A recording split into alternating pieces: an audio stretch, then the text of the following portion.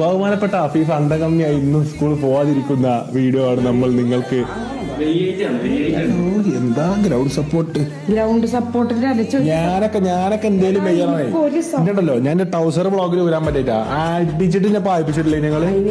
മൂത്ത കുട്ടികളെ അടിച്ച് പരത്തിട്ട് ഇളയ കുട്ടിക്ക് മൂക്കിന്റെ ഇവിടെ വെള്ളം നനച്ചു അങ്ങനെയൊന്നും പറയല്ലേ.